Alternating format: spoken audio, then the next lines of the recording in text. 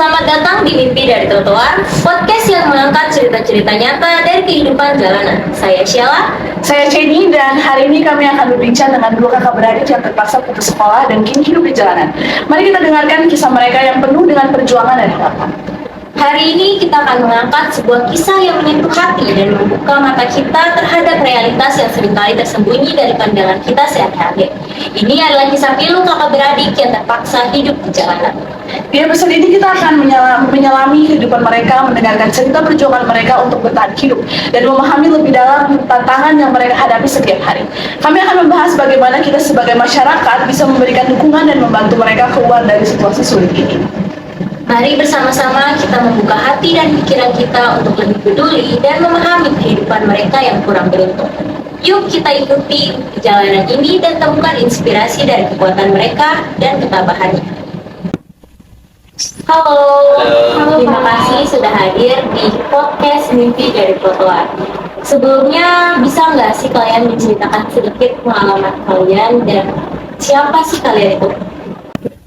Halo Kak Sheila, Kak Jenny. Jadi nama saya Chris, saya berusia 16 tahun. Saya hidup di jalanan bersama ayah saya setelah ayah saya itu meninggal karena kecelakaan di tempat kerja. Kemudian ibu saya juga sudah stres hingga sakit-sakitan di rumah. Jadi terpaksa saya dan adik saya ini turun ke jalanan untuk mencari nafkah untuk keluarga kami. Kalau boleh tahu ibunya sakit apa? Ibu saya itu sebenarnya stres karena ayah saya ini kan merupakan pencari nafkah di keluarga kami. Terus karena ayah saya sudah meninggal sehingga ibu saya itu bingung mau cari penghasilan di mana lagi. Jadi begitulah. Adiknya? Ya, halo Kak, perkenalkan namaku Abigail, biasa dipanggil Abi, umurku 12 tahun. Kami terpaksa meninggalkan sekolah karena kami harus membantu ibu untuk mencari nafkah. Jadi pasti berat ya kalian menghadapi hidup. Mungkin kalian bisa ceritain sih gimana keseharian kalian, kegiatan apa aja yang kalian hadapi setiap hari. Jadi setiap hari saya dan adik saya itu cari pekerjaan apa saja buat yang penting dapat duit kan.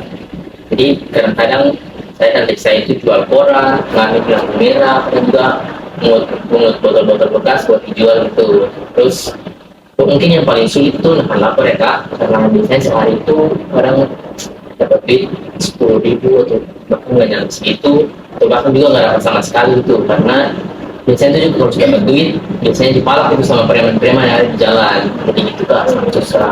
Jadi nggak apa-apa Kak, saya tetap semangat karena saya rasa ada tanggung jawab dan tugas saya sebagai kakak untuk menghidupi keluarga saya. Banget nih. Terus kalau adiknya gimana? Nah, aku sering bantu kakak juga untuk mencari barang bekas ataupun menjual cemilan-cemilan kecil.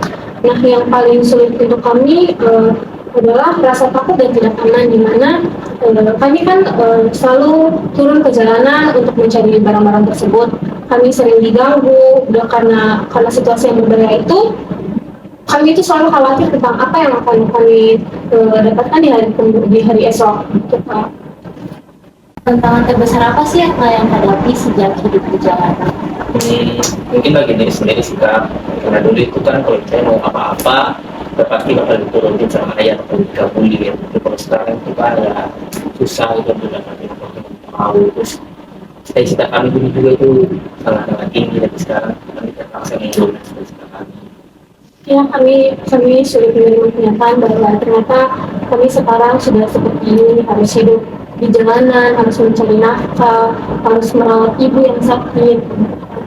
Ya, jadi kami itu susah untuk berdamai dengan diri kami sendiri dan sulit untuk menerima kenyataan. Terus gimana nih sampai kalian bisa berdamai dengan keadaan kalian dan menjalani hidup kalian seperti biasanya? Jadi saya itu selalu mengingat pesan ayah saya bahwa apapun yang terjadi saya harus menjaga ibu dan adik saya. Dan kami itu selalu yakin bahwa apapun yang terjadi saat ini akan ada masa depan yang indah menanti kami. Wow, benar. Untuk sekarang, harapan yang tadinya terkubur apa masih ada atau mungkin ada harapan lain? Cita-cita yang baru misalnya. Ada sih Kak, kami itu pengen sekolah ya, ilmu kami itu semakin banyak sehingga pada masa depan nanti kami bisa mendapatkan yang layak untuk hidup kami. Ya, kalau aku sih Pak, aku pengen melanjutkan sekolah agar aku bisa menjadi guru seperti dulu. Iya ya, cita-cita Sebenarnya mulia banget. Kira-kira mungkin kita mau nanya nih, kalian pasti ya punya setelah sekian banyak pengalaman hidup, kira-kira apa ya yang bisa kalian sampaikan ke orang-orang di luar sana, pesan-pesan apa yang mau kalian sampaikan tentang pengalaman kehidupan kalian?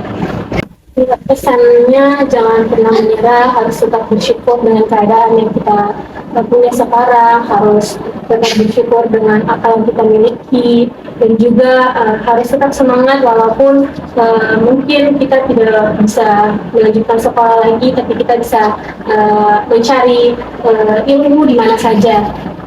Kita juga harus selalu ingat bahwa roda kehidupan itu akan selalu berputar. Sekarang kita di bawah, kalau 5 tahun nanti bisa jadi kita di atas. Ya, Keren banget. Jadi mungkin pesannya kita bisa ambil bahwa setiap tindakan kecil yang kita kasih ke mereka tuh itu sangat berharga apapun itu, mau dalam bentuk barang, pendidikan, semuanya sangat penting. Dan kita juga bisa untuk bermimpi, tidak ada salahnya, tidak ada kayak batasan orang untuk bisa bermimpi. Dan juga untuk orang-orang di luar sana kita harus terus menjaga kepedulian kita untuk meningkatkan solidaritas kita untuk orang-orang di sekitar kita. Oke, terima kasih Chris dan Abi sudah bergabung di podcast Mimpi dari Tuhan.